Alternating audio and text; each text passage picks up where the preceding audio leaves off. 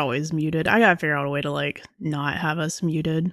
Okay, well, let's get going. I'm gonna do the intro now. You ready, Josh? I'm gonna toss you. I'm nervous because I've been the what do we say? I've been a guest on here many times, but I've never been an actual co-conspirator. It's going to be a lot of conspiracy happening on this episode. Yeah, conspiracy. We're talking live service games. There's a lot of conspiracy around those. Welcome to Jerica Games, the game podcast where we bring you the gaming news we care about. And maybe some that we don't. Whether you play on easy mode. Or if you like a good challenge.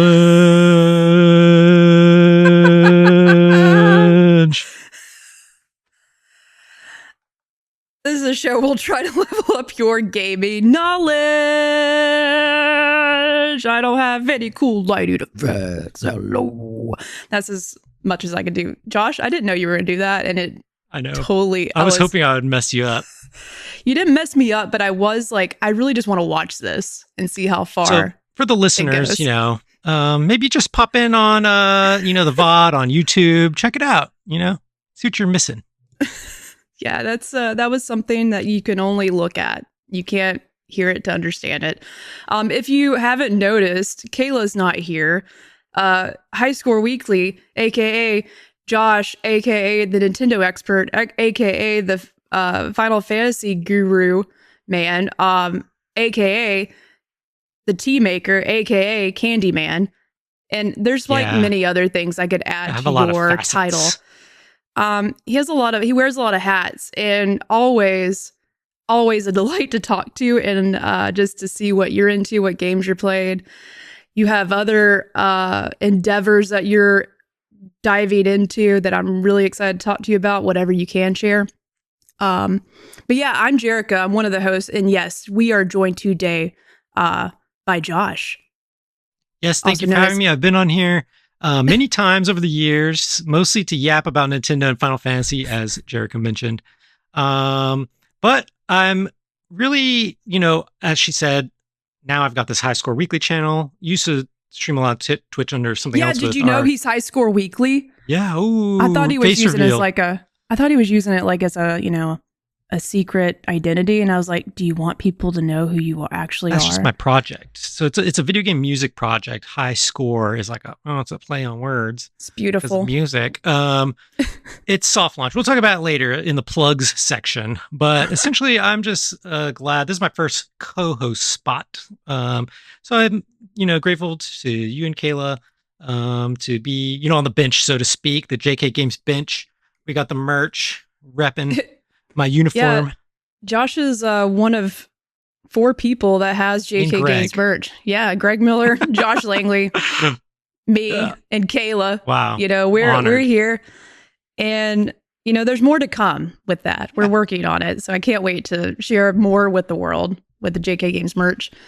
I'm going to do thanks for having me on. Glad to be here with all of you. Thanks for everyone to joining us early. And, you're in for a treat. Yeah, Friendship says the big 4. Yep. It's pretty much, if you see those 4 coming at you, it's the end of the world. Revelations is about to begin. 4 horsemen. I think that's what I'm trying to make a joke about. Yeah. But they all have to be wearing JK Games swag at once, showing up at your doorstep. I'm going to do Kayla's bit. She normally does housekeeping. You're going to see why she normally does it, because I'm just going to read off the sheet so I don't forget anything. Hey, this is JK Games Podcast. We talk about video games, music, movies, and maybe today a little bit about music, hopefully. I don't know. Josh, you have any music to talk about? Oh, we could talk about music if you want to, Oh, he's ready. I'm ready. I'm always ready to yap. Drop of a dime. I'm so glad, because I just set us up to talk about music at some point. So I challenge you to talk about music at some point. Sure. That makes sense here. Yeah. Okay. All right. But yes, we organize our episodes into 3 different modes. Easy mode, where we talk about what we've been playing. Normal mode, news of the week. And of course, expert mode, which today our main topic is talking all about live service games and sort of like, where do they fit currently in the industry? We've had a lot of failures. We've had a lot of successes. We have the same old game still having the same number of players. And then you have Destiny. that I don't know what's happening, but why the hell do I keep playing it? There's too much of the same thing happening. But I digress. But that's going to be our expert mode today, so I can't wait to get into that with Josh. We have a few games in common that we've played, and some that each of us haven't. So stay tuned for expert mode to hear all about that. If you didn't know, also, we launched another podcast with our friends, Drop In, Drop Out. If you haven't had a chance to take a look at that content, you should. The easiest place to find Drop In, Drop Out is dropindropoutpod.com, dropindropoutpod.com. Say that 10 times fast. We got a few episodes up there. The last one was my first ever episode hosting, Josh. And I watched it. Oh, yeah, I you loved were there. it. It was elaborate. Not to say your jokes are stupid, but I will say my sense of humor is kind of like lowbrow. I like kind of like, you just have to tune in and watch her hosting the a Pokemon scene that you made with like the Last of Us game attacking Jake twitching. This is exactly my kind of humor. So sometimes my jokes land, sometimes they don't. I'm glad that one landed, but also I just tell dumb jokes, and sometimes I just say jokes to say titties, and I always feel bad saying titties in front of Josh, but that's just the work he signed up for. Here I go. How many episodes can I go without saying titties? Not many. But yeah, it was a good time. We basically broke down like how could we fix Pokemon, like with the next game, like what do we want to do to make Pokemon games fun again? Because they're not. I haven't enjoyed a Pokemon game in a long time, like a mainline game. I'm not talking Pokemon Snap. I enjoyed that. That was fun. Not talking about the little dungeon Pokemon games. Those are cool. I'm talking about the main games that they keep selling me. And I buy them and then I play it. I'm like, this is so boring. But I'm also just a weird person. And the Pokemon card game that's on my phone is phenomenal, though. Yeah, I still play that. At least, like, I don't battle as much right now because the meta keeps changing when they release new packs. But, I'm still cracking packs, of course. Yes, and the every day. New boosters just came out. Yeah, new. What they call them? A new theme, a new pack, new pack. New pack. There we go. So I hop back in to get some new cards. And then we have, I'm just rambling. See, this is why Kayla does it. I'm going to stick to the script. Also, we are about to announce that Clickerbait Season 2 is going to be starting up soon. And it's going to be before The Last of Us Season 2 starts on April 13th. I think that is the first episode is airing. We haven't landed yet on the date that we will be starting Clickerbait back up. But when we do, you'll hear from us. We're going to have a couple of episodes before The Last of Us Season 2, Part 2, whatever that show's called, starts up. We're going to have a couple episodes to revisit Season 1 and talk about, what do we expect from Season 2? What do we hope happens? What do we hope maybe they change? And yeah, just speculate where they could be taking the second game. Because, I don't know if you know this, Josh, but they've said this might be 4 seasons just to tell the whole story of Part 2. I didn't see that they had actually said that, but we've talked about this before previously, that it seems like a lot to pack in for, I actually like the idea of telling it a little bit differently than the game did. Because I think I could just play the game if I want to see that again. So I like telling different stories, like how the first season was, but it's a lot. It's a long game. And so I was wondering how they would really pull it off. So I think they would need to.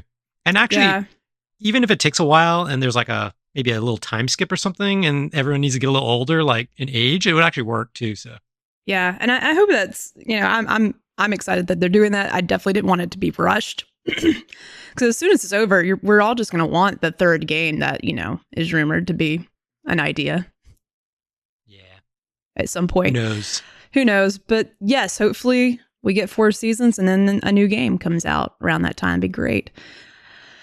But more news on that soon. Should have that, the date for us to start that should be hopefully live this week, at the end of this week, with that announcement.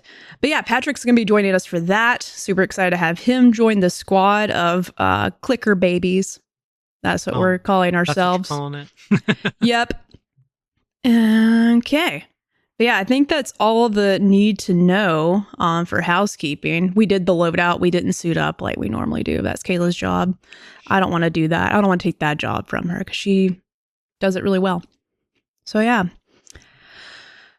Now that we're into it, people know who you are. Good to see you again. I'm sure a lot of people are like, oh my God, I'm so glad that guy's back. The Final guy Fantasy that, guy. the Final Fantasy guy's back. But I actually want to know too, what have you been playing? Let's dive into easy mode. All right, easy mode. Well, Jerica, uh, you know, as much as I've been on here, it's sometimes embarrassing because a lot of times, like when it gets to this part and you ask when I'm playing, I usually just say Final Fantasy 14, Well, I usually say Destiny, and so you just say there's Destiny. no judgment. So, There's like, no. what's the point of even easy mode? It's different today, y'all. It's I'm just different. joking. Yeah, it's different. So, yeah, it's different. I actually have been playing some things, some games, video games. Wow. Of course, I played some Civ 7 when that came out. I'm still not like fully caught up on the whole meta. I'm a casual player, so a lot of the discourse and stuff surrounding that like doesn't seem to affect me that much. I'm having a good time with what I've played so far. And of course, like you said, mentioning music, Mhm. part of my project too will be having kind of like a like a Billboard chart of like music, video game music, right? That's part of it. And so I got to tell you, the Civ 7 soundtrack, it's going to be hard to beat this year. Okay. So good. What Excellent. make It's always good. Civ yeah, 5, Civ what 6 had a good soundtrack too. what makes it so good? So it's the attention to detail. Okay. Um, this is done by like full, orchestra, and there's different civilizations represented in the game, and so they have very historically accurate, you know, whether it's vocals or instrumentation or compositions or arrangements. There's actually on their social media they have a little mini documentary of them meeting with some Native Americans for like drum circle stuff recording. They have some Native Hawaiian chanting recording. They have, Mongolian.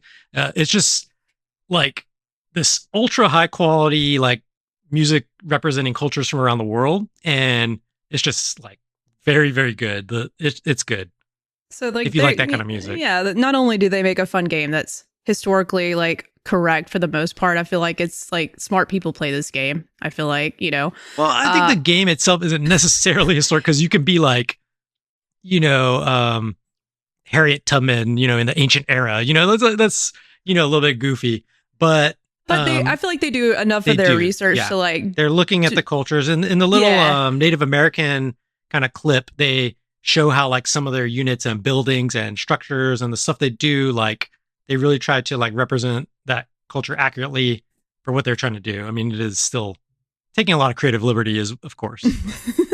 So I've been enjoying that, but I haven't really like played it like too hardcore or anything, just casually learning some of the new systems.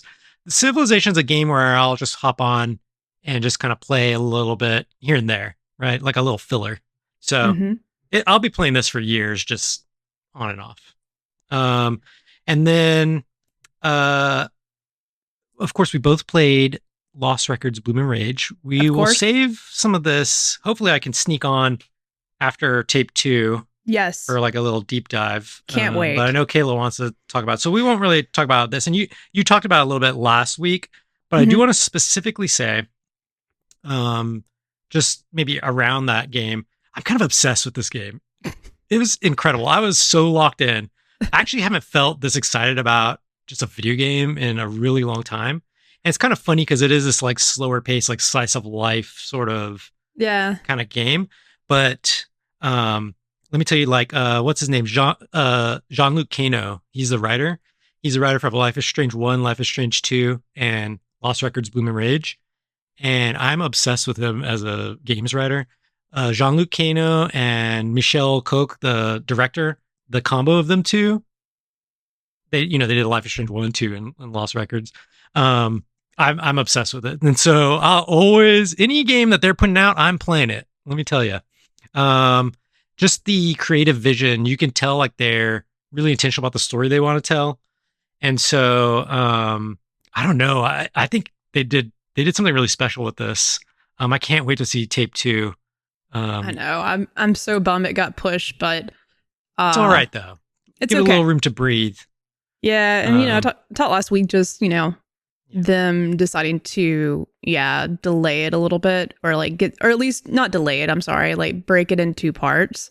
So I think at first it was going to be a full story, but they decided to do part one, part two, specifically just for so people get to talk about it, go through their choices, and give it time to breathe and do what we're doing right now, and just like, what do you think about the ending? What choices did you make? Like, Yeah. as soon as me and Josh like saw each other again in real life recently, Yeah. like we were comparing.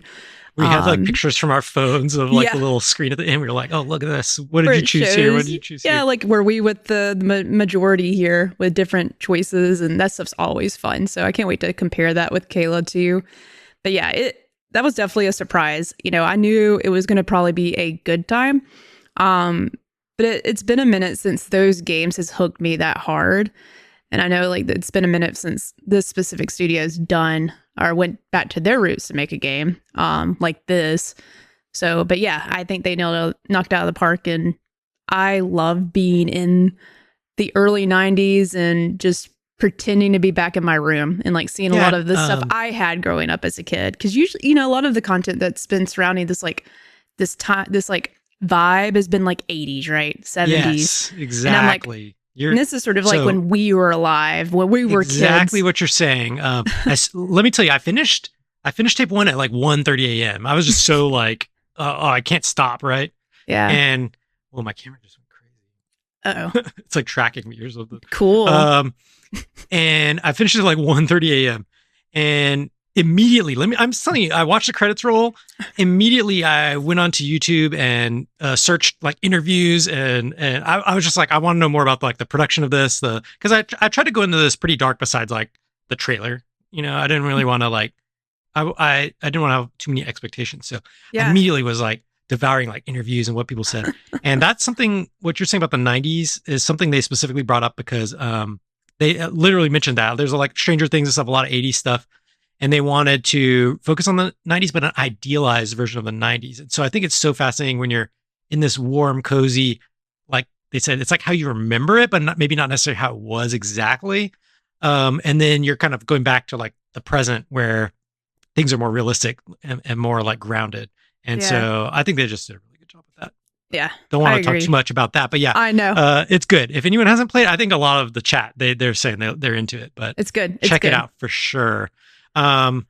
Lastly, for my easy mode, I did want to spend a little bit of time talking about Wander Stop, and shout out to Cognitive Clips for reminding me that the demo came out yesterday. I didn't realize that. I'm gonna have to hop on myself. So I'm really excited about this game. The demo came out yesterday. Let me explain Wander Stop. I don't know if you have any B-roll or something. I do actually, but hit it while I'm yapping. This might be the wrong type of video. It is because you can't hear it, but there's like an official title track trailer. I guess with like focusing on the music, but you won't be able to hear it. But I like the background. Well, speaking of that, Wander Stop is made by Ivy Road, which is a new studio, and the studio is primarily like there's of course a whole team involved, but the three founders of this new studio is Davey Reedon, which is the Stanley Parable guy, so good pedigree there. Carla Zimanja, which she did Gone Home, and she's one of the Fulbright founders with Steve Gaynor. So this is her new project with them. And then, and lastly, in the three co-founders is C418, who is the composer most known for Minecraft. So he's part of the three founding members of this new studio. And so he did the music for this as well, which I was really like listening while I play this demo because I actually really follow him even outside of Minecraft. He has some solo albums that are really good. It's kind of like house music, like ambient house music. And I actually like listened to his just normal work outside of Minecraft.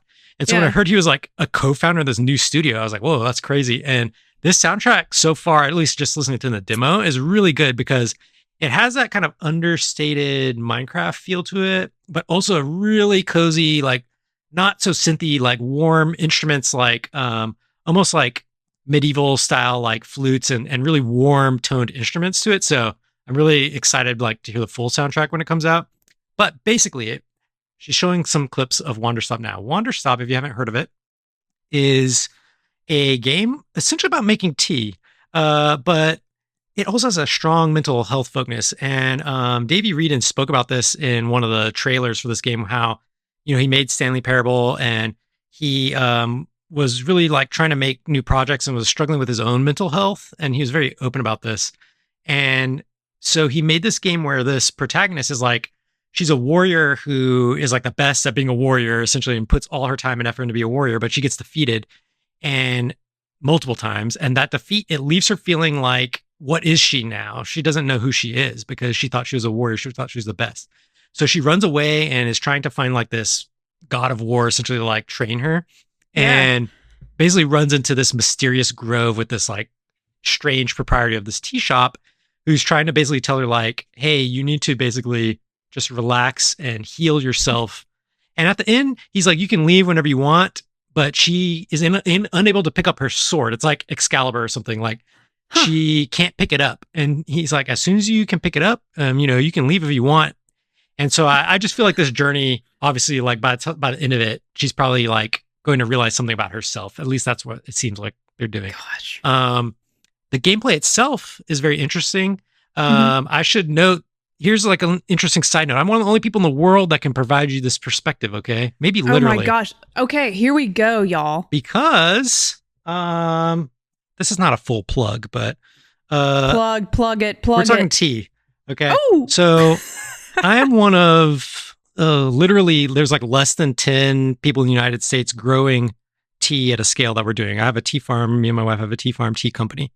And so actually, when I heard about this game, I actually reached out to them to try to see about doing some kind of collab at whatever level, whether it was like press kit goodies or just like launch celebration goodies for their staff, or even like a more formal licensing kind of thing. Didn't hear back. It's okay though. I'm still gonna promote a game about drinking tea and making tea. I'm still gonna promote it, of course. And so I just think that like, as someone who grows tea and sells tea, I was so interested in this We need game to clip because, this, and everybody in this chat, go tag them. Say, where hey, else are you going to hear about this? So I'm got going to be it. doing more content around this game too, just because it's like so interesting to me that it is a fantasy game, of course. So it's not like super accurate as far as like the mechanics, but I think it's fun because mechanics of like planting things is sort of, it's, like Stardew Valley or Harvest Moon. You can plant different crops in rows Yeah. and water them. It's sort of like that, but depending on the pattern in which you plant them, it produces different kind of plants. And they have like a little field guide where you can look like a triangle pattern or a line pattern, and the plants will grow in different ways. You water them, you pick them, and then there's like a huge tea machine in the middle of the shop, and you have to literally get on a ladder and like kick the lever to release the water with your foot, and then spin the ladder to a different part to like release that. And like, it's like this big like Willy Wonka looking tea machine that you have to operate. And different customers come in throughout the story and kind of express their problems. And you're basically doing like tea therapy on them and yourself, essentially. Um, and so I don't know. The demo is pretty short. It's only about 45 minutes. It basically teaches you the mechanics, and you don't really get to like the serving customers part in the demo. But just like Cognitive Clips in chat says, I think I said in the Discord, but the game punches you in the feels right in the opening cutscene. So yeah, there's a great opening cutscene that just explains her journey and her trauma, and she just has a lot of anger in herself, and it's kind of like you working through that. So very cool. If you like these kind of like cozy games, but it has a mental health twist, I definitely recommend it. And obviously, it's about tea, so It's like the perfect combo. And very yeah, cool. just hearing that, Cog says, you just get punched in the face at the beginning. Perfect. That's what I want. I want to feel the pain. In most games, I just want to hurt, but I want to learn something about myself through this character's journey. So sounds like it's going to be a It's good really ride. good. I think it's relatable because, like, Davey was mentioning in his little interview, like this was all stemmed out of him feeling burnt out and like not Mm-hmm. knowing what to do. Like he's this game developer, but he's burnt out. Like, what does he do next? And this is the game that came out of it. And I think everyone can feel like that sometimes, especially if you're an adult. The Yeah. kids can feel it too, but just being like burnt out and not knowing what to do and kind of examining your own identity. So I think this is a really cool game. It's on Steam. It's on PlayStation. It comes out, I think, It comes out on Next March week? 11th, I believe. Okay. Yeah. Cool. Yeah, I want to play this. You sold me, Josh. There was more I didn't know about it. I'm sold. Maybe I can get in if they do a sequel or an expansion. I'm gonna try to Yeah. sneak in there.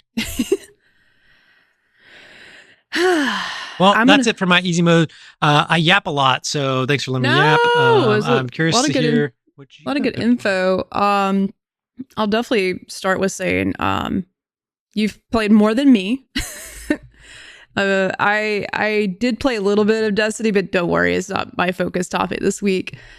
I'm on to another live service game, and that game is Monster Hunter Wilds. That's and I can go ahead and say this: I don't know what the hell I'm doing. I was gonna ask, have you played any Monster Hunter game before? No, not for real. Okay. Like this is. I wanted to hop into Worlds. That's when I was actually gonna, I was wanting to be committed because based on what I was hearing, and the Destiny girl in me loves to team up with folks and take down baddies and get good loot. And when I was hearing people talk about this game, Worlds, and the experiences they were having with multiple people trying to take down these monsters, I was like, that sounds like the best time. But I feel like already, I started Worlds and I didn't stick with it because I didn't feel like I was getting onboarded as easily with Wilds. Yes, that's what I'm talking about right now. Wilds, I immediately just felt like the game was cradling me like a baby. It's like, come here, Jerica. We want to teach you how to play this game. I can see that. I played Worlds and I played the beta of Wild. So yeah, I would say the intro is a little more eases you into it a little bit better. Yeah, and I can't remember if Wilds had a single player like story. Mm-hmm. Did it? It did? Okay. Yeah, it does. Well, if it did, I don't even remember what was going on, but this one immediately got my attention and is super interesting. So, and I don't know anything about these characters. The blacksmith is just, what a beautiful woman. There's a lot of beautiful women, Josh. When I saw the boat and all the ladies on the boat, I was like, is this a pirate ship of lesbians hunting monsters? I don't know if it actually is. The blacksmith probably is for sure. There's another lady that wow, just everyone's beautiful in this game, Josh. The RE engine, man, it's impressive. The game's gorgeous. I'm playing on PlayStation. Speaking of gorgeous things, I'm playing on PlayStation, and I was super interested to compare this. Like, with Lost Records, actually was having a really tough time. Right. With you playing mentioned that in the last episode, and more so, it seemed to be more stable on PlayStation. So I ended up going back to PlayStation and playing it there because PC was just it was worse. It was worse. And with this game, I was wondering the same thing. Like, I wonder how well this is going to play on PlayStation because I just want to play on PlayStation and I want to make this easy. And I'll say it runs like it's so impressive how well it runs because I'm able to do the uncapped. I want to favor frame rate so it's smooth as butter. I'm not having any glitches. I'm not having any stuttering. This game just boots up and goes. I'm having no technical issues, but apparently I was reading that PC folks are having some problems. It seems like that's the case. I think this has happened before on another RE Engine game, so I think their PC port of it just is a little glitchy. Yeah, but and I did play the beta, and I actually didn't have any problems on mine. So, but it's you never know. Yeah, you never know though. You just depending on your setup, everything's different. So yeah, but I haven't hopped in and played with anyone else because I only have played about 2.5 hours, maybe 3 now because I played like an hour today. Just haven't had time to play anymore. And every time I hop in there, like I'm going after a monster though, and I'm just following the story, just playing by myself right now, just so I can learn how to play. Because I will say this, if anything, this game is a little bit better at holding your hand for new people that are new to Monster Hunter. But the game UI information overload, and it was really hard for me initially to find like where my potions were. There's so many options, it can be overwhelming with like, how do you want to customize where your inventory is? The controls are completely customizable. You can basically map anything to anywhere. Um, and on top of that, the controls to me, I'm used to a first person shooter. That's what I play a lot of, and just getting used to the controls and trying to figure out. I've been, using my bat paddles on this guy. Yeah. Okay. This is now I'm running with this one, but this is dodge because I kept just not wanting to hit X to roll for some reason. I keep wanting to, I think, hit circle. So like my brain's wanting to use the wrong button still. I just got to practice and keep playing, but it is challenging. But I think the game's doing a good job of like, if you've never played like me, just go through the main story until you start feeling a little bit more comfortable with it. I'm determined. I know Mr. Human reached out to me and was like, hey, you need someone to play with, let me know. And I'm like, I'm so down. And I was like, I suck at it, but I'm going to get great because I want to It's be fun good. to play with people for sure. It's like one of these social kind of games where you're just kind of hunting, hanging out, chatting, it's fun. And the loot, they already got me. Yeah, like the first monster you That's take why down, I played it. You get to craft the armor from this big like toad thing. I forgot its name. Their names are funny. Yeah, they have funny names. That's why I liked playing it mostly for me. I haven't played this new one, but that's what I played World because like you take on a monster, you get different monster parts for different pieces of armor. Yeah. So if you want a full set though, you're gonna have to hunt the same monster like multiple times to get enough materials to like craft more pieces. Yeah. And so you're like, I need that tail piece or like whatever, And certain, armor types will be better in different situations. Cause like I'm going through like looking at the stats and I was like, oh shit, this gets really deep. Like I didn't realize how deep it got and just how much fun it could be trying to make sure you have the right supplies, the right gear equipped to go face this. I don't know, it breathes fire and shoots out poison. You need to have some kind of poison resist armor on. Like, exactly. It's cool. And I'm having so much fun playing it, and even I'm just sucking at it. So that's a side. I'm not even great at it yet, and I'm having fun. I chased after the spider in the forest today, and it took me a long time to beat it, but I finally did it, and it felt so good. It's fun. It's pretty much like, it's a little bit of a challenge, and I'm not comparing it to Elden Ring, but let me just be honest. Like, I wish I could play Elden Ring. I just don't have the time to get good at that game. It's not exactly the same because it's way faster, but I think the comparison comes in because the gameplay, some of the weapons have that kind of heavy animation lock style that like Elden Ring and From Software games use. So I understand the comparison and there's some similarity there.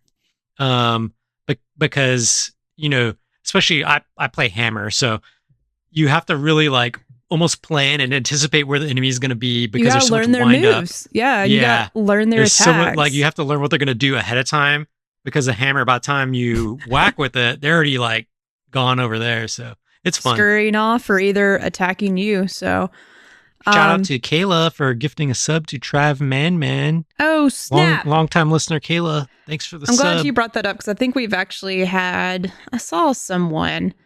I wish it was. I'm trying to watch for it. Someone's got to teach me how to use Twitch. Someone got it. Someone else subscribed to, and Ampos 63 subscribed. Joel, thanks. And then for 22 months. Blaster Goblin, I think. Blaster Goblin might have subscribed. I don't care if you. I'm pretty sure you subscribed. So thank you, Blaster Goblin. Thank you so much. Special shout out. Special shout out. I'm glad you're enjoying Monster Hunter. It's cool that you're playing it now while everyone else is. It's a very popular, this franchise only really got super popular in the West with Worlds. We're playing Wonderstop video now. My bad. That's when I take my eyes off the screen. People played, Monster Hunter here. There was releases, but it was always like on DS and different things and yeah. It was very, very popular in Japan, and they really kind of broke into the global market with these recent versions of them. So I feel like it was like it wasn't Pokemon, but it was a similar experience. It was a smaller scale. It was a little more zoned, like the levels would be like more small little zones that you have to load into. And I was telling Audrey a little bigger. Because she obviously has gotten really into a lot of anime and watching, but was there a Monster Hunter anime? Because I think that's what got me interested initially because I I played don't personally something on know, but it my Game sounds Boy or right. something like, and I'm just trying to think like I feel like I'm remembering that right. Who knows? But I played some Monster Hunter game on my Oh Game yeah, Boy at some point, and I don't remember which one. But this is probably the most invested I've ever been. It's a good time.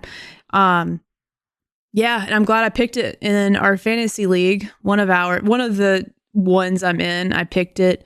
I think it is the Kayla one said, for "Isn't there a saxophone weapon?" So there is a weapon that's yeah. like it's a horn. Or it's a musical instrument. Depending on, there's different versions of it that look or sound different. Sometimes it sounds like a bagpipe or a saxophone, or like That's there's different things. silly. It's like a support class. So like as you're using it, it puts music out or whatever, and so you can buff and debuff. You can buff your allies with certain effects and debuff your. It's like a bard in like some other RPGs. That makes sense Pretty cool. now. I was just Yeah, like, it's pretty fun. why is there a horn? Like Yeah. So who's that's the horning thing over with here? that's what's deep about it. There's so many weapons and they have different roles. So Yeah. even though they let you do whatever, they let you experiment however you want. And in this one, you can have like kind of multiple weapons ready to go, sort of, which is a little bit newer.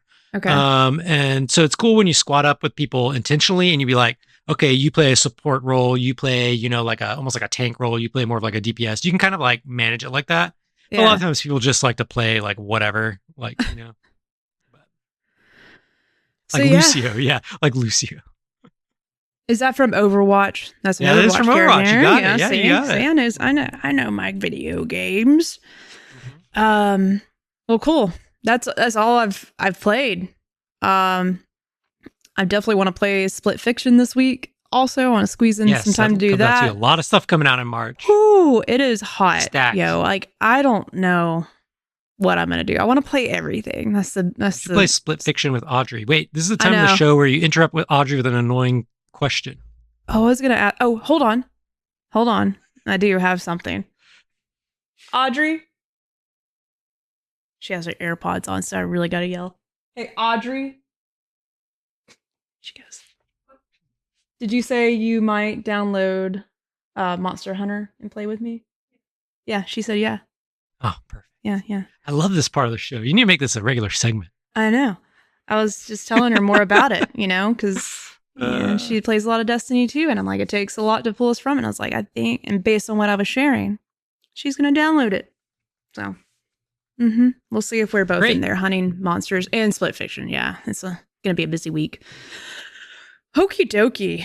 Well, I didn't pull up too much news this week, and just to sort of carry on into the Monster Hunter talk, and that actually sort of bleeds into like our main topic today.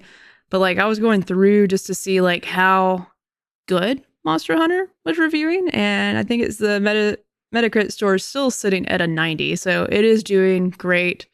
I think I read that it even had done some pretty big numbers on Steam just to compare it to like the other big games that have, high concurrent players. I can't remember exactly how many were like over the weekend, but it's definitely like in the top 5. Oh yeah, Monster Hunter is doing great. Yeah, it's killing it.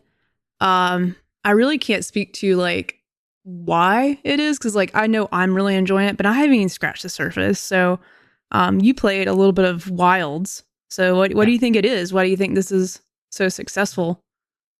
I think that, like we kind of discussed, it really gained popularity that last one and with Worlds, because it was like, oh, it's more open worlds, less like zoned, and it was almost Okay. like they're catering a little more to Western tastes, a little bit more like how things are set up. And so I think it caught on, it became really popular, and then there was that other one in between. I can't remember the name of it. That was kind of like a Japanese themed one. Yeah. You had that little dog. Yeah. I can't remember the name of it. I'm sorry. Everyone's gonna be mad at me. All the monster hunters out there. But that one was not. I mean, it was pretty good. It had some cool mechanics. Like you had this like whip, like firefly whip, you could like go around with. But the scale of it was a little bit different. It was almost like not necessarily small scale, but I think because it was like on Switch too, it was a little bit maybe pared down. I didn't realize a little that. bit. No way. Yeah. Yeah. Wow. It was like, but then it came out on like other things too.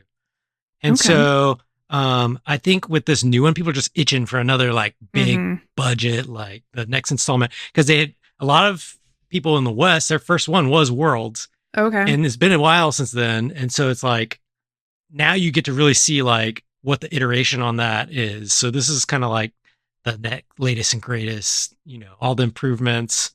And so I think it's just, it's a popular franchise. I'm glad it's doing well. Um, Always like a good Capcom game when it's good. I know. Killed it. They killed it. It runs great. Yeah. I love it. I'm gonna keep playing it. Which is perfect because, you know, there. I'm not gonna talk about Destiny, but I always found Destiny, but it's valid for this conversation we're about to have. So, Yeah, valid. uh, I want to stay playing Destiny, because I don't want to. Each week there's like a little bit of a story drop.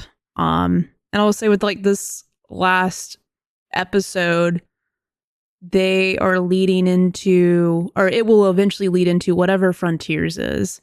Destiny Frontiers. We don't know. We don't really have any details on what's next for Destiny.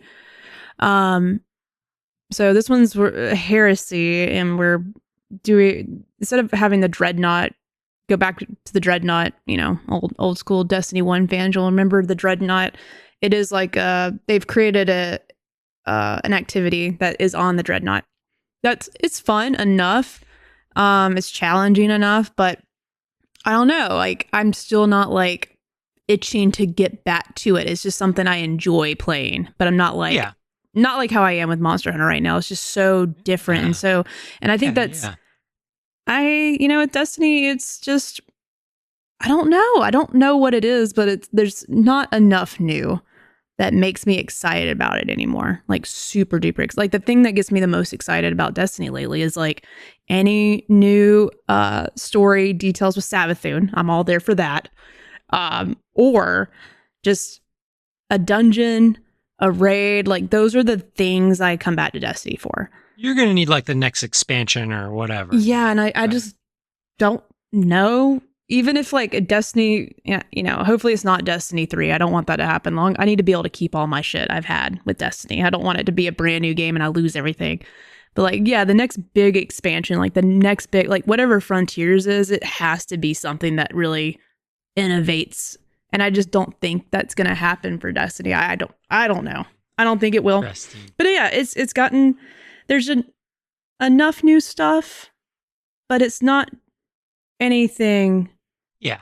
It's like you jump in, you do it, and that's it. Yeah. And it's just not reinventing anything lately. It's just new little modes and stuff. So I don't know. I don't know what the answer for Destiny is. And we're going to talk a little bit about it today. Like what makes live service games successful. There's a couple of games that come to mind that literally have not left the top in years. And with Monster Hunter and talking about Destiny, for me, like I only have time for one of these games. Like I can't play both and be great and like get all the gear and fight all these baddies, and I gotta have all my friends on.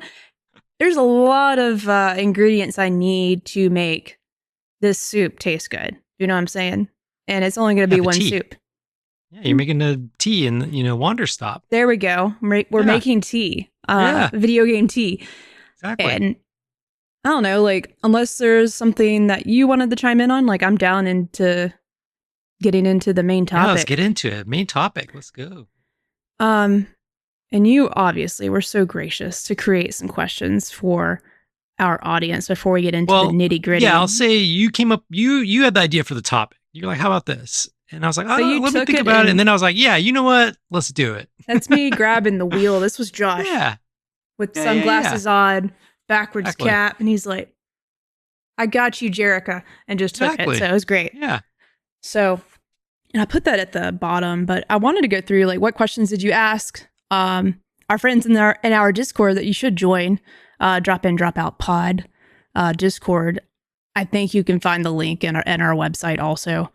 But this thing's popping off. We got a lot of people that chimed in, and yeah. What are your questions? What did you ask? So tonight we're talking about live service games.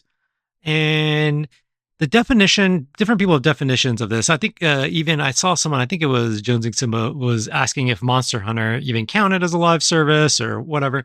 I think the definition of either live service or games as a service can be pretty broad. To me, it's essentially any game that's released that is expected to make money over time post-release, not just from that one $60 purchase. You're expected to kind of make money over time. And that could either be through in-game monetization, or it could just be like the strategy is to having that continued support so that people will continue to buy the game over time instead of like just sort of in that launch window, essentially. It's a game that lives and breathes forever and continues to keep selling. And is continued to be supported and et cetera, et cetera. Yeah. But, you can include so many things in this. You can include obviously like Roblox, Minecraft. Monopoly Go on mobile hit $3 billion, So there's all kinds of things you can include. But I think, the kind of vibe we're going for is, even like MMOs kind of count because there's usually either monthly costs or in-game costs. Subscription. And Destiny, I think, counts. These kind of games like that. So the questions I asked is, what was the first live service game you really got into? Do you currently have time to play one or multiple of these, which you just kind of talked about? And what type of live service game would you like to see in the future, or how do you think they can evolve? And so we had some good responses, like you said. Cognitive Clips said their first live service game was probably Destiny, actually, which is interesting. And they said, when asked about, if they have time to play multiple, they said, I still occasionally pop into Destiny and Marvel Rivals, but not nearly as much as non-live service games. And then as far as what they want to see in the future, they said they want the actual gameplay and narrative to be the focus. Destiny 2 did this a lot better than Destiny 1, in my opinion, with a campaign mode that felt 5 times more fleshed out and larger expansions that also felt more meaningful on average than Destiny 1. Don't just give me table scraps and promise to throw me more every few weeks. Give me steak first and leave the rest as my dessert. Wow. Well said. I think what's interesting, what's so interesting, another thing about live service games, this is getting ahead of the topic a little bit, but since we're talking about this right now, is that they change over time. And sometimes parts of the game are just gone or you can't do again. Because Destiny 2, you can't play the Red War anymore, the original campaign. It's gone. So if you bought Destiny 2 day one, there was this full storyline. I played it, I beat it.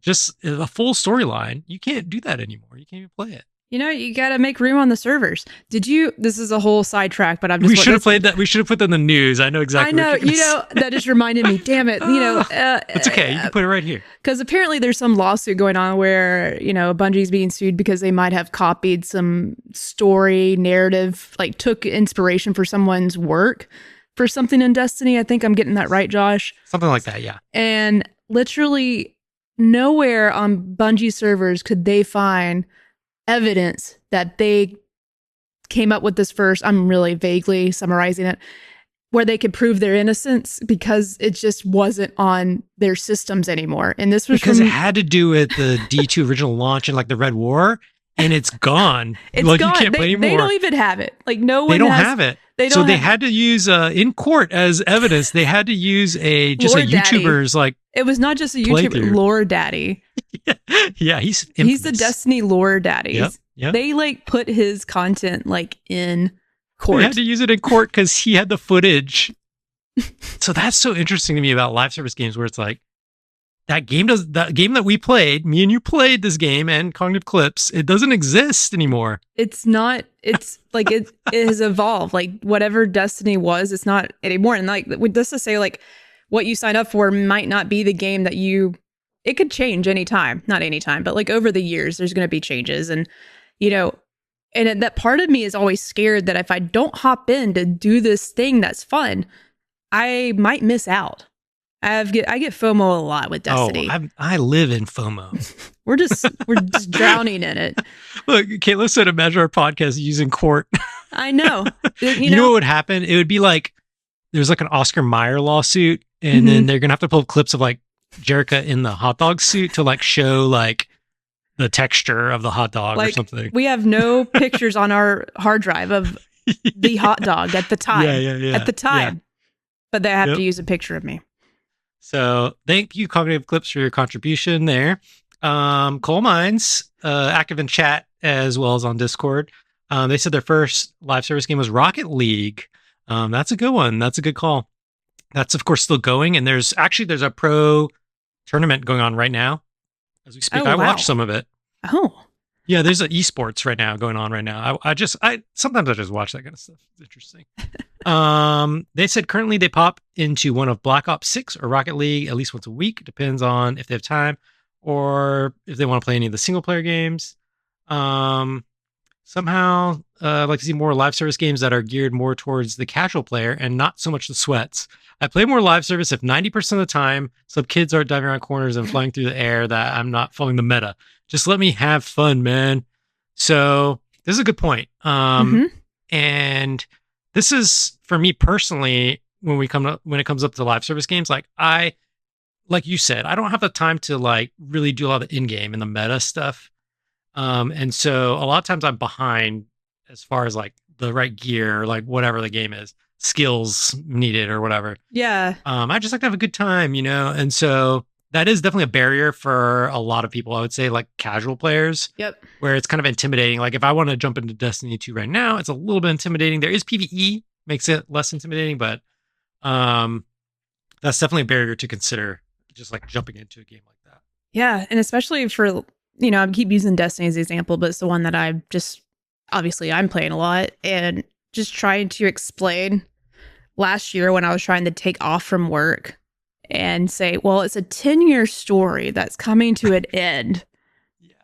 With my friends, and then I'm trying to sort of recap this with some some gamers, but they're not they don't know really much about Destiny at all. Who really does? No one really knows what's going on. I was trying to explain to them. Lord Daddy knows. Lord Daddy is the only one. Yeah. Honestly, who do you want to tie? Would you like to hop into a story on year 9 out of 10? You're near the end. How do you make that fun for players? And I think Destiny is one of those specifically. It's really hard.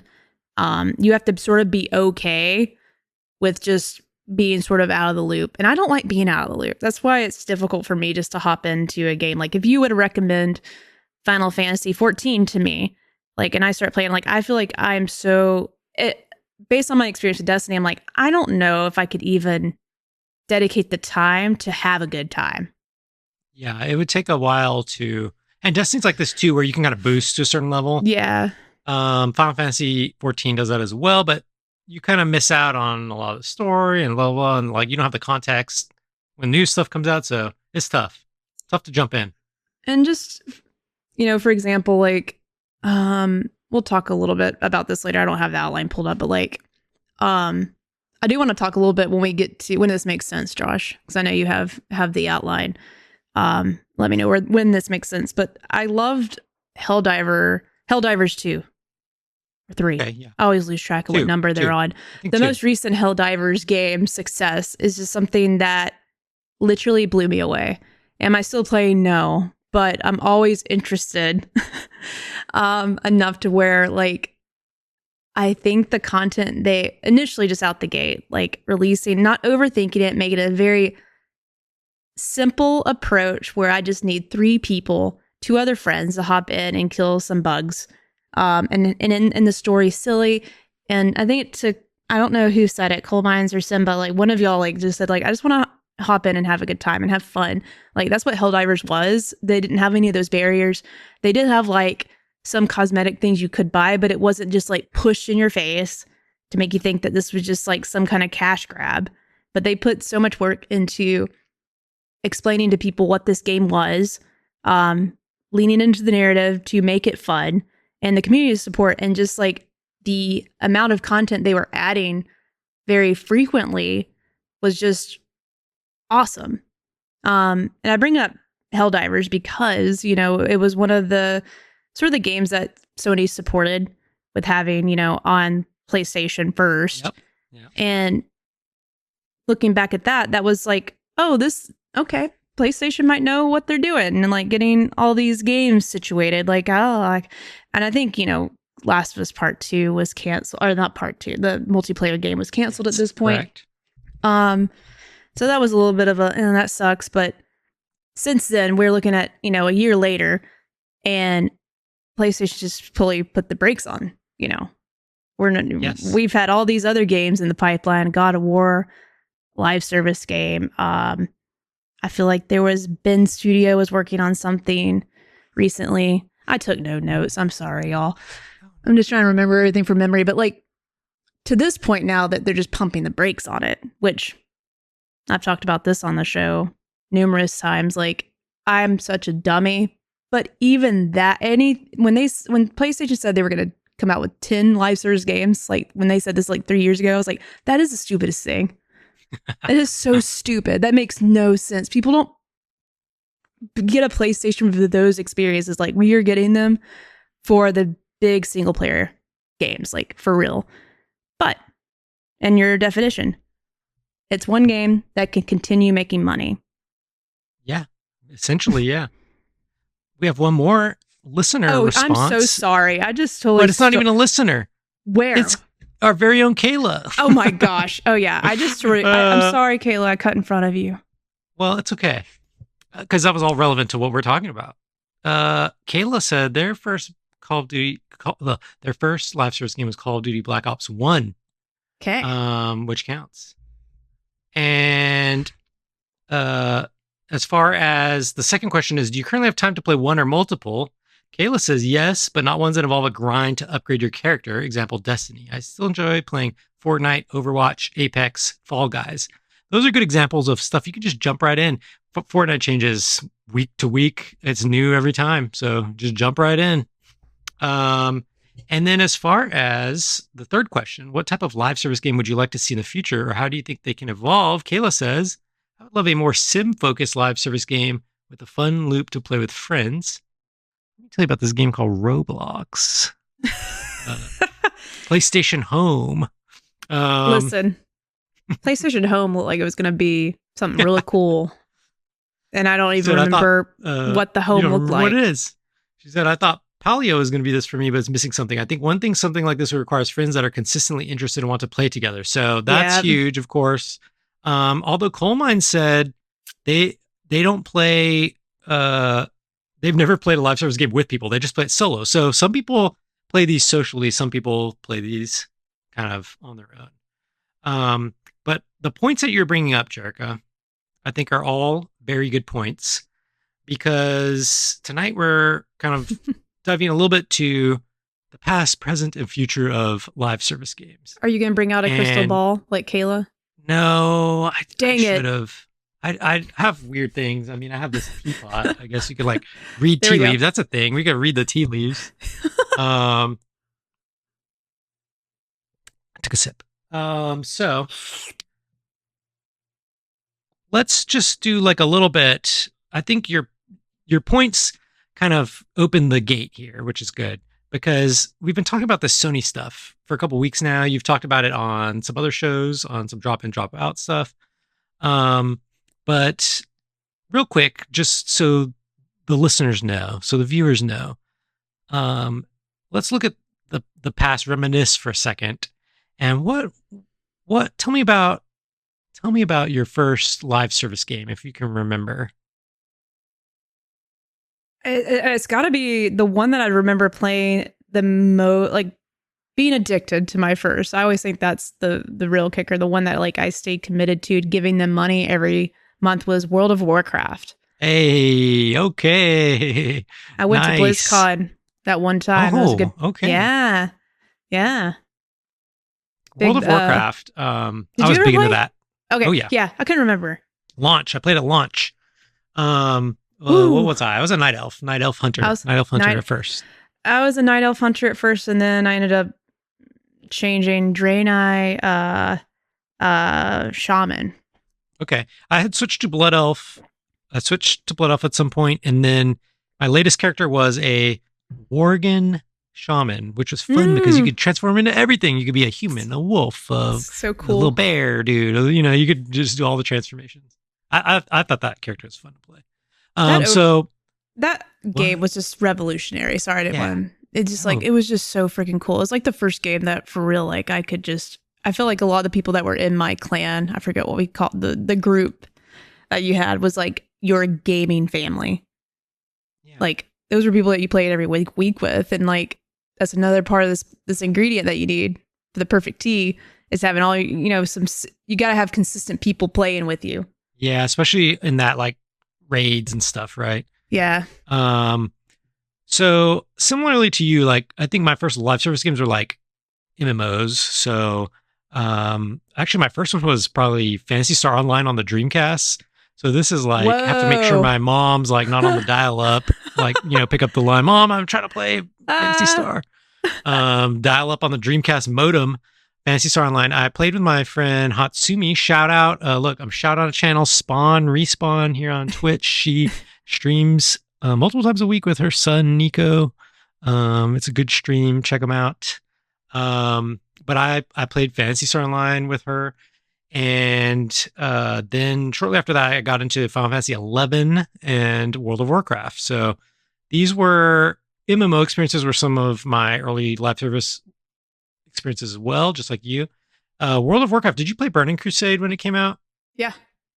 Something about this is another thing I love about live service games. And we talked about how in Destiny, you can't play the Destiny 2 campaign anymore. Yeah. But sometimes there's something about these limited things that I it's a know. feeling I'm like trying to chase still, to be honest. Because Yeah. even though I'd say like not being able to play the Red War is a disadvantage, sometimes the exclusivity or the one-time nature of events kind of create these really memorable experiences. So I'll never forget Burning Crusade launch because I think these days they shut the servers down and launch expansions or whatever. But Yeah. at least for Burning Crusade, there's so much lore behind it because in the Warcraft 1, 2, and 3 games, you learn about the Orcs homeworld and like all this stuff. There's so much lore in Warcraft.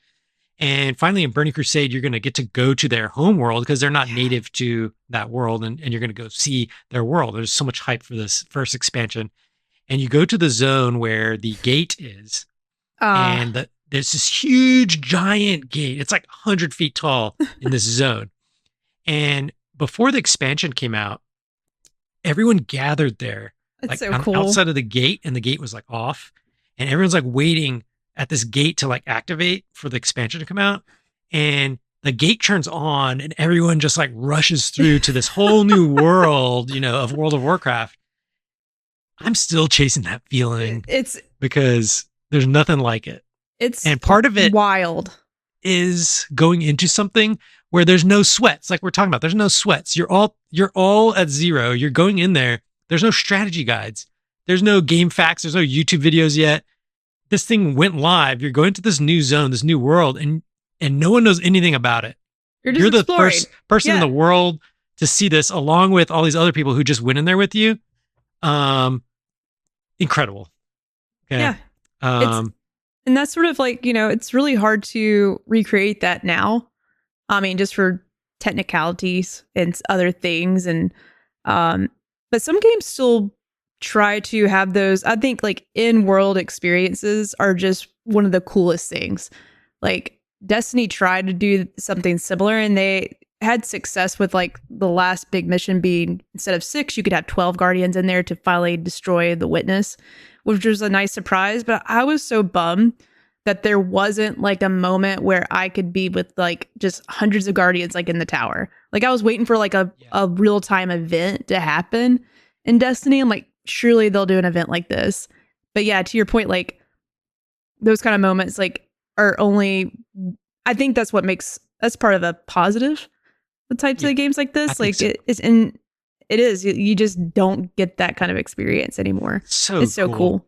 It's just like, so ever since that really caused me to like chase that feeling. So I've tried so many MMOs, like, and I'm not gonna like talk about them all, but like I was writing a list and was like, I want to know the list. How many? What do I have here? Lord of the Rings Online, tried that. Elder Scrolls Online, City of Heroes, City of Villains, EverQuest 2, Star Wars Old Republic, Rift, Guild Wars 2, obviously Final Fantasy 11. We talked about that.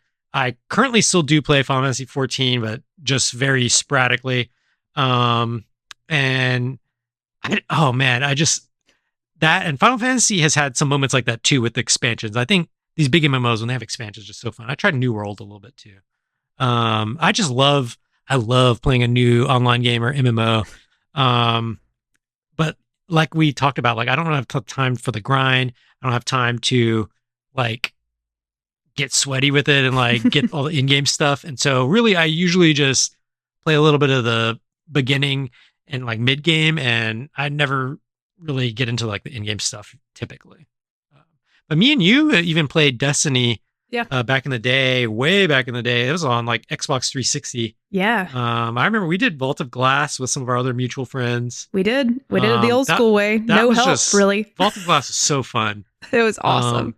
And so experiencing that like on a console shooter, that WoW MMO style like mechanic of like a raid.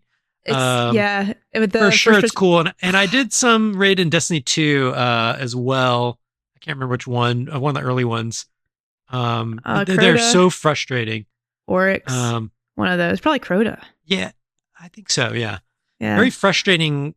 And like you almost get angry at each other at some point because if one person messes up, you got to start over. It is. But if you can complete it, it is like there's nothing like it. There's a feeling like even last year, like me and Audrey, there was an event called the Pantheon in Destiny last year. And I think they're going to bring it back, but I'm like, please God, don't bring it back. Cause like, I never want to do that again, but I will probably do it. I almost died, Josh. Like I physically have never gamed that hard in my life.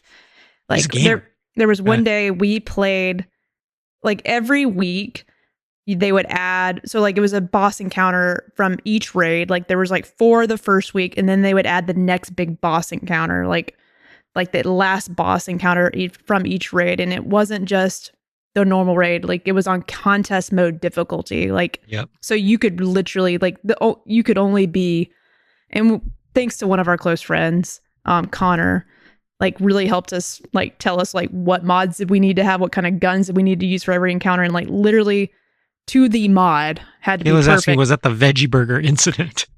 It was. I immediately think about a veggie burger, and then the power went off the next day. Okay, I'm not gonna tell the whole story here, but like literally we were so close. It was the last week of it. You get the title, the God Killer.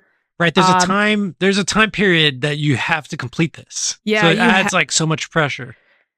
So like me and Audrey we have gotten to the last encounter, and we were getting him to be done with it, to say we beat Pantheon. We had the last boss down to like this much health every time. And we found a group of randoms because it was so hard. Like my close Destiny group just couldn't keep doing it. Like some people were just done, and I understood. Some other sweats. I only kept doing it because Audrey really also wanted to do it. Wow. So we found some strangers, and it was more than 12 hours. It was all day. Oh, I believe it.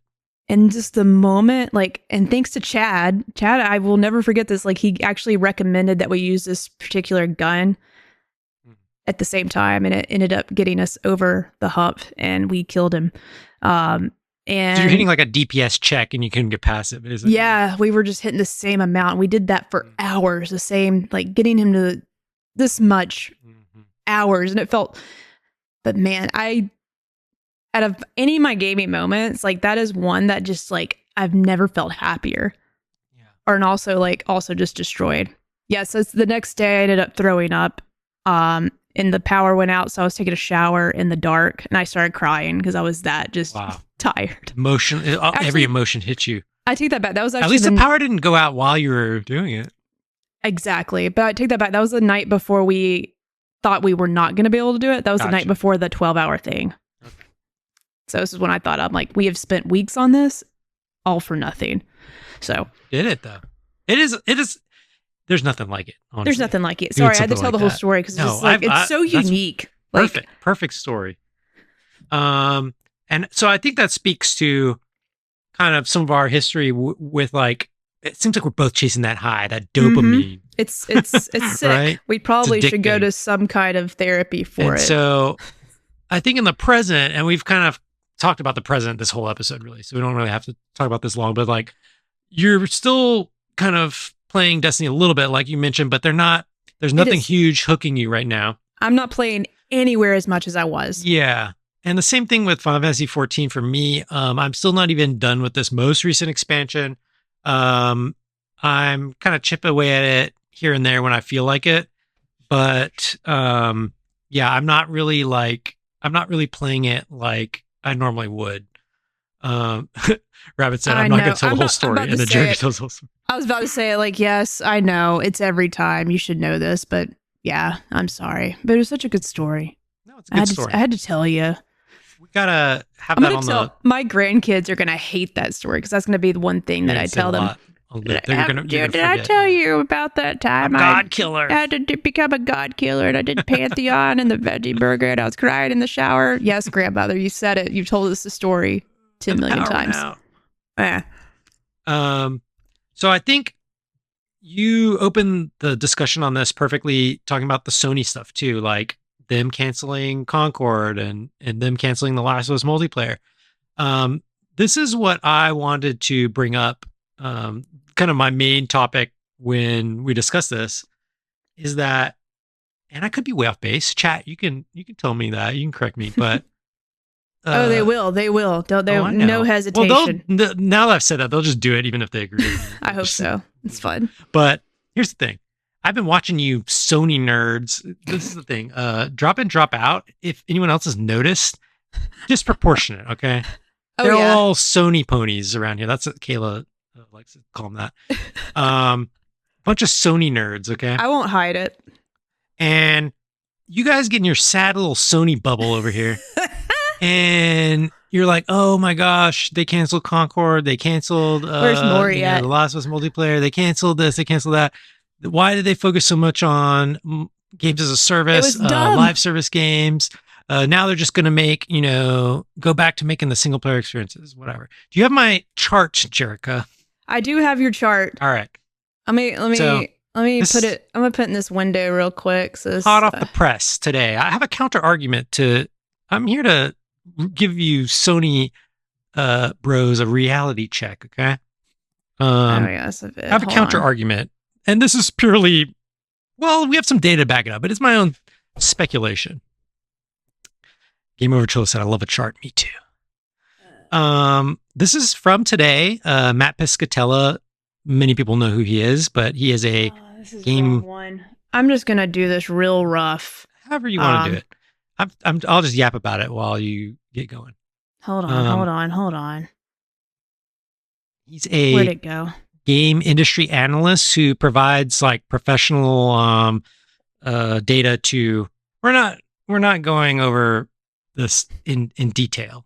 You can check Matt Piscatella's Blue Sky. But what this is a chart of, this is not sales. This is top 15 ranked by weekly active users. Okay. The thing is, there's billion dollar industries, Facebook, Google, all this stuff. The industries are all around your attention, your eyeballs. Okay. Everyone wants your attention. We're in an attention economy. And so, if you take a look at the chart, this is separated by PlayStation, Xbox, and Steam. And this is basically what people are playing. Okay. And so if you look at PlayStation, while yes, we're basically on a gaming podcast. And so the types of games we typically like to play are like, they're like boutique, handcrafted single player experiences. Last of Us, Spider-Man. We like this kind of stuff, right? That's my favorite games. If you look at the top 15 of what people are playing, it's almost exclusively games as service games, including like the yearly sports games, which are borderline that at this point because there's a lot of microtransactions in some of them. Although in the PlayStation column, what's that game? High on Life shows up on there. I don't know if that was a free game recently on there. Maybe that's that Justin Roiland one. Yeah, I think so. So that might. I remember seeing that. Yeah, that doesn't count. But basically, the top 15 is like. Look at Destiny still showing up. Destiny's still on there. Fortnite, Call of Duty, Grand Theft Auto 5, of course, Minecraft, Apex Legends, Rocket League. These are all like pretty old games. Okay. Um, I think it's cool that Avowed made number 4 on Xbox. That's Yeah, pretty big cool. deal. A lot of people playing Avowed, and then over on Steam, you have people playing Kingdom Come Deliverance 2 and Baldur's Gate 3 is number 8. So other than that, it's almost exclusively live service games. And Boom. so I Boom. think what's interesting is the drop in, drop out, doom and gloom surrounding, you know, the collapse of Sony's live service plans. I don't think that's the case, actually. In fact, if we just look, they have more data than this even. All the people playing on their consoles are playing live service games like all day. But what this chart is telling me is Sony's making actually a ton of money because if you know how these things work, like PlayStation yeah. Network, if people Getting a make chunk of that, right? microtransactions, yeah, they get like 20 to 30% of that transaction. So to me, it isn't so much that Sony is like so down on live service games. I think you have to separate Sony, the game studio and publisher, from Sony, the hardware platform. But I don't want to, Josh. Because Sony, the publisher and game dev studio, has determined that what is the point in spending these years and millions of dollars and having all these teams working on these live service games when we're raking in the Fortnite cash, the Call of Duty cash, the Grand Theft Auto cash, that stuff. They're Sony, the platform, just has to host the games. Other people are spending the money to make them, and they're reaping in the benefits. They just got to have be the place that people are doing. They just got to be the place. And so I think if Sony, to jump in on the Sony conversation a little bit, I think what people want is, yeah, like, they like the FromSoft games. They like, everyone wants what's that FromSoft game the kids all want? Bloodborne 2. They want Bloodborne 2, right? Yeah. I was like Elder Bloodborne. So they want Bloodborne 2. And everyone wants a Bloodborne 2. If you were to just go on these podcasts or Reddit or wherever, it's going to seem like Bloodborne 2 must be the biggest game of all time. But I guarantee you when Bloodborne 2 comes out, I mean, it would probably crack the top 15 active users for like the first little bit, but it's going to drop off and it's just going to be these Fortnite, Roblox, Marvel Rivals. It'll be back to these games of service. And so you do need those games from a business standpoint, obviously, because, yeah, that's attracting like the adults, I suppose. But I think as a platform, the games of service games, and we got the data to show it, the games as a service games reign supreme, really. But why? Okay, yes, they do.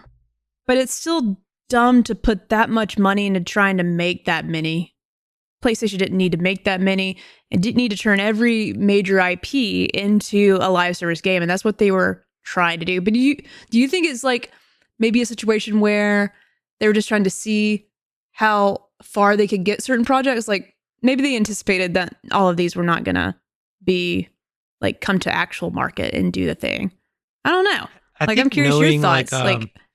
Knowing the behind the scenes of not necessarily this situation, but like if we look at the Anthem and Patrick Soderlund situation, we actually have some insight into that. And that really does make it seem like the joke where like the suits don't know what they're talking about. It kind of like perpetuates that or like confirms it because he was literally like, his kid saw something cool and like he made them change like the whole design of the game because his like kid saw something. So I think that like everyone always says this like, well, the suits they just see the bottom line. They see like all the money being made in live service and mobile. And so they tell like, they tell such and such company, like switch everything to that, or they force them to do that. I think it's a little bit of an exaggeration, but also there's probably some truth to it because there's a long lag, of course, because these games are taking longer and longer to make. And so by the time, they're seeing the success of some of these games and they're starting these pre-production, starting these projects, but then 3 to 4 years later, it just becomes like less financially viable because the landscape changed. Mm-hmm. Astrobot's winning game of the year now. It's like, but again, I don't think you need to win game of the year to be making that money. It's not on that list. It's not on the list. Astrobot is not on that list. What's on there? Fortnite, Roblox. And of course, I tried to do what you mentioned earlier. Like I play probably at least one round of Fortnite. I never even talk about it, but I probably play Yeah, I jump Fortnite in at there least all the once a time. week. And it's Yeah, fun. Jump in yeah. and go. And it's so I think it's easy. it's There's it's no such a challenging barriers. space. I think so. So to kind of bring it all in on the future, I think that uh, attention. That's what you know. All these companies are vying for your attention, and it isn't. It almost isn't even as much as your immediate dollars anymore, right? Like, yeah, obviously the at the end of the day, they want your dollars too, but they're taking a bet that by getting your attention, they're going to get your dollars. That's why a lot of these games are also free to play. Fortnite doesn't cost dollars; you can just play it, Mm-hmm. but it's one of the highest grossing games of all time. And so I think you're going to see more of a focus around, I think in the future, you're going to see, I don't think you're going to see, well, obviously, it's easy to say this because Sony basically just pulled all their like big projects. I don't think you'll see as much of these big companies. Even Nintendo tried to crack into it a little bit, right? Within the last few years with partnering with mobile developers, and they had Animal Crossing Pocket Camp, which Yeah. shut down. It got it shut down actually. And so I think the big Xbox, Sony, Nintendo, I don't think they're going to be as concerned with like the first party live service stuff anymore because it takes up so much resources and like continued support, and how they're generally structured with their teams in such specific ways. It adds so much complexity. And even though they could make a lot of money, they already are making the money by hosting that stuff on their platforms. And so I think we'll, as far as like the live service game space, it's here to stay. Um, I think mobile games will continue to grow. And I think that, we're going to have like, I don't know about a flood, but I think we'll be a little more cautious because everyone tried to copy Fortnite with the closing, the ring, the circle, everything, right? Even Yeah. the next Elden Ring game kind of copies that format, but I don't think it's as much about the format of the game as it is kind of the loop. The loop. It's more about like the loop. It's I'm about the already doing loop. this in this game already. I don't want to do this in another game. That's where my brain goes. Like if I Um, see, I was getting so burnt out by seeing like the battle royale like copy paste into different things. Like I think Apex was like the only one that for me versus Fortnite like that actually stuck with me and that was fun to play. And everybody else was yeah, probably still playing PUBG or whatever was a similar. I'm yeah. sure there's a few others, but like to that point, like if a new version of one of those types of games came out today, like it wouldn't even have my attention on unless like everyone in my friend And group, my mother, if she was talking about, it, I'm like, okay, maybe I should this is play a common this. thing that like from chat and from what we've talked about with some of our kind of viewers is that a lot of the people who play it socially, like they want to play whatever their friends are playing. And Yeah, so it makes it tough when there's so many games vying for your attention. And like, which one do you play? Because everyone's over here, everyone's over there. It's like the free to play has a little bit lower barrier to entry because it's like right there. Like you don't necessarily have to invest because like Cognitive Clips mentioned this. It's like in his gaming friend circle, people are suggesting a new game to play like constantly, but then they only play for like a week and then they drop off. So yeah. um just jumping in the chat too, Colemine said something else you need to consider for the chart is that single player games only have a certain amount of playtime. 70% of players will put it down when they finish or not finish at all and move to another game or turn to live service while they wait for the next big thing to come out. Yeah, Ah, really good point. that's exactly. I might not have articulated well, but that's kind of what I'm saying is that um, the single player games they're getting your money up front, flash in the pan. These are huge titles that come out. Obviously, they make a ton of money. I mean, Red Dead Redemption, although it does have a multiplayer component, Red Dead Redemption 2 made insane sales for a single player game. And so, yeah, they're getting all that money up front, but the long term attention is kind of where we're at, where that's what people want. They want you to be in their world, in their product. And so, whatever they They can want you do to feel to keep you FOMO there. all the time. What do you think about the future? It's bleak. Bleak. I mean, It's bleak. sorry. What do you think about the future of live service games? Okay, cool. I don't think I just don't think we have it's been a while since something has caught my attention that has stolen the spotlight away from like the big ones, Fortnite. Like like if someone told me, wait, what immediately, what are the games that have made the most money and constantly have people still play, like Fortnite, I think about CSGO, because I feel like I'm on Steam and that's always at the top.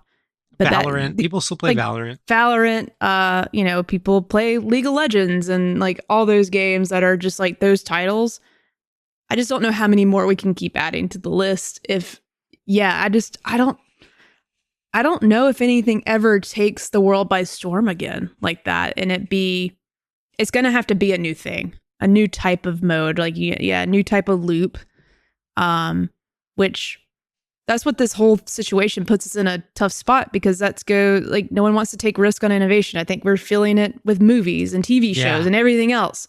Like all these remakes are happening, and I think for sure. Like, it's just where this ties back into what we're talking about with like lost records, right? Yeah. Like, I kind of want smaller teams to make shorter experiences that, like, we're talking about this AA experience, right? Yep. The AAA experience is not sustainable for dev teams. They're chewing up talent, spin them out, hiring people out of college, burning them out, laying them off. This is a bad situation. Yeah. So I need more like Helldivers size live service games. If I'm going to I need something I can jump in and out, but something that like can be something that's sustainable and like, yeah, I can prevent people from losing their jobs. So, hopefully based on the last few years, even though it seems that it hasn't gotten better, people start realizing what's a sustainable model and not try to be Fortnite. Like, let's try not to be the next big money maker. But yeah, like I think you said it well, like expect, PlayStation, the next Naughty Dog game is going to sell bukus. And then everyone should be happy that they're going to play Grand Theft Auto on their box, because like that game's going to take everyone's attention for like the rest of time. So, that's what's interesting, if I was any of these studios, I'd be like, what am I going to do to make sure everyone plays Grand Theft Auto on my thing? I almost said on my box, and that sounds dirty. Well, I know what you meant. Play on my box. On PlayStation, on Xbox, on Steam, even the platforms want your attention, because those microtransactions are going to feed into whatever platform they're on. And even if it's not like right at launch for Grand Theft Auto, but like I just feel like that game is going to just be something that does historic. It's going to be a historic game in a few ways. And I don't know what it's going to be, but I think it's going to do something that just shakes us all. Yeah, in chat, they're giving us nightmare scenarios like watching ads in lobbies, and Dan Gutches is the final capitalist frontier in gaming for sure.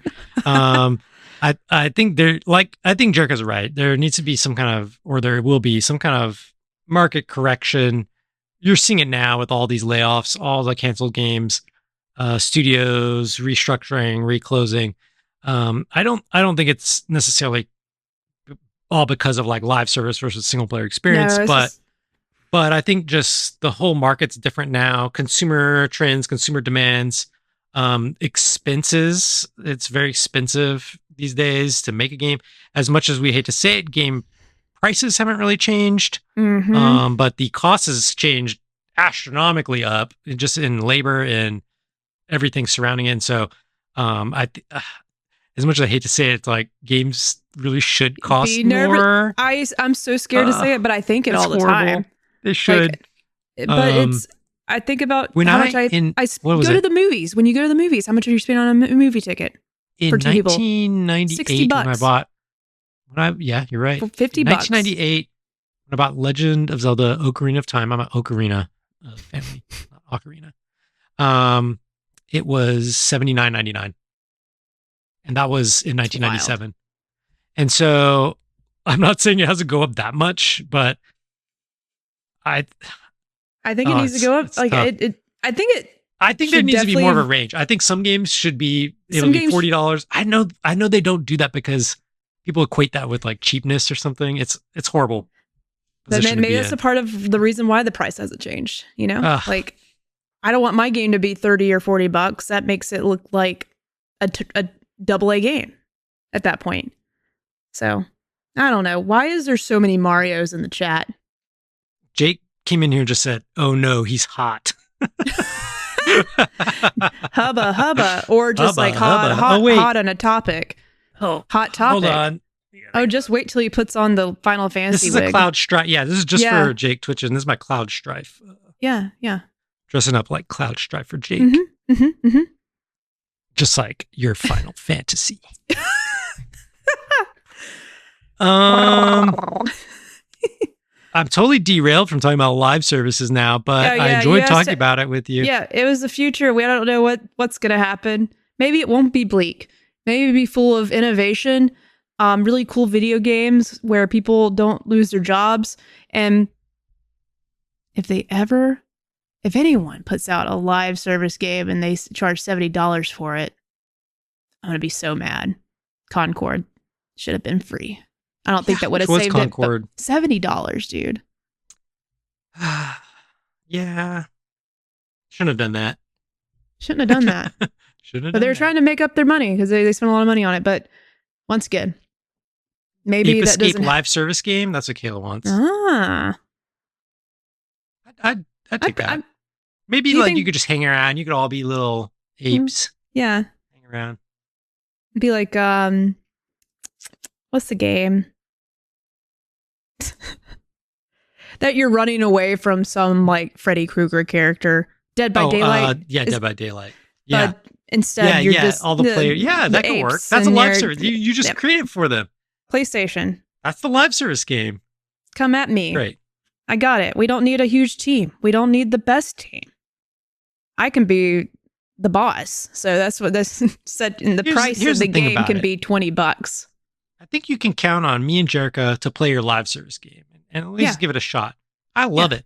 I love jumping into a new world. I like cracking open a loot box here or there. You know, when Overwatch removed loot boxes, I was like, what are you doing? Once in a while. I love a loot box. You can clip it, quote me. I love loot boxes. Oh, wait. There's some that aren't I'm great. Not like Jake. I don't have like things on the button. Here he goes. Here he goes. I love a loot box. He loves it. What happened to him? It's like some people complain about him or something, but I don't know. That's for it's EA, dopamine. Battlefront, Star Wars. Dan Goodshow said loot boxes in moderation are a nice little treat. Correct. Yeah. It's a nice treat. And Kayla does say Overwatch is bringing the loot boxes back. Exactly. They know they messed up. Yeah, I love trying out these live service games. Like we said, this is the recap. We're adults. We don't have a lot of time to play live service games, every live service game. There's like 100 of them out right now. I can only play one or two. And even then I'm just jumping in for a little bit, couple hours here and there. And that's about it. So, I think in this attention economy, you're going to have to make your game stand out. That's what Jerica was saying. And if it costs money, there should be a little more meat to it.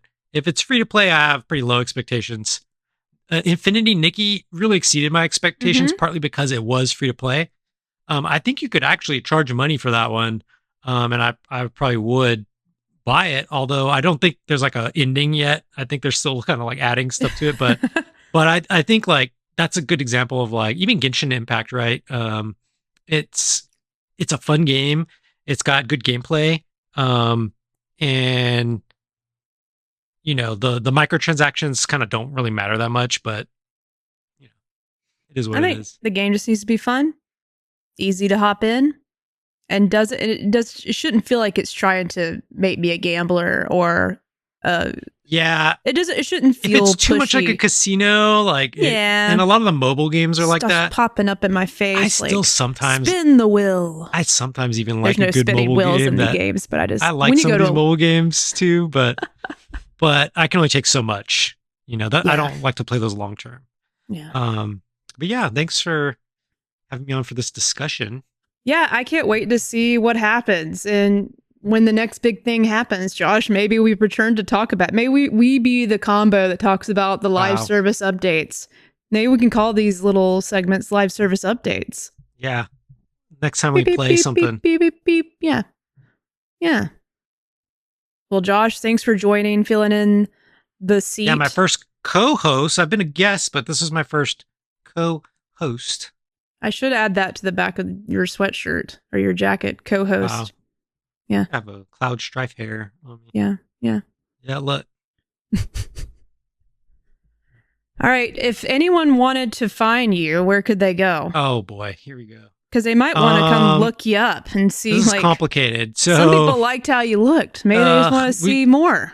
We talked about Wanderstop a little bit because I own a tea company, a tea farm, tea company. We grow tea, we make tea, we blend tea. I have a project that I've been working on since October called High Score Weekly. I used to stream here on Twitch really 3 nights a week way back when, like 10 years ago. Stopped doing that for a while. I'm trying to get back into it a little bit. But my project High Score Weekly is more about video game music. That's why it's called High Score Weekly. Play on words. And so really, if you want to get in on this is ground floor. Okay. I've been working on it since October, but it's kind of soft launch and I overcomplicate things and I'm a perfectionist. So, hey, there you go. But coming up soon, there'll be more content. You can go to highscoreweekly.com. Actually, makes it easy.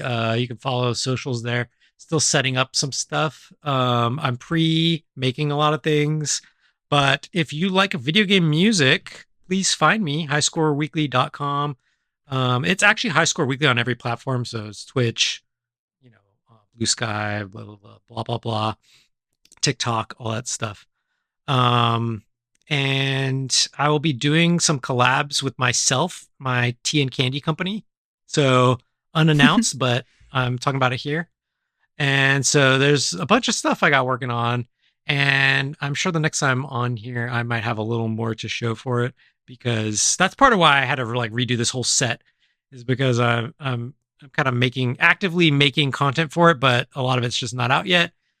Pretty soon on Twitch, I'll be doing some video game music reactions, meaning there'll be shows where it's probably going to be Wednesday nights, but you can submit a video game soundtrack or song for me to like listen to and talk about, discuss. And so, yeah, that's going to be some of that. I'm so excited to see what this turns into, Josh, because based on what you've told me, it's such a good idea and I can't wait. Y'all, go follow him. We got it hot off the press. We have a big announcement. Something's coming from High Score Weekly. My lips are extra chaps. I'm sorry. So you should go follow him so you know what those things are. Thank you so much, Josh. This was an excellent discussion. We'll do it again sometime really soon. Yes, Chat. Thank you for having me. Thank you for being great. No, you can't have his social. No. Josh, is your feet on Wiki Feet. No, but I've thought about it. I thought about putting my own on there. Maybe I have. Yeah, like, why not? I had no judgment, honestly. I'm proud of my feet. I got the perfect toes, like my big toe is like the longest one. And it's like stairs. I remember seeing a picture where that said something about my ancestry, and I don't remember, but it seemed cool. Yeah. All right, y'all. It's been a good show. See y'all next time. Bye. Bye. Goodbye.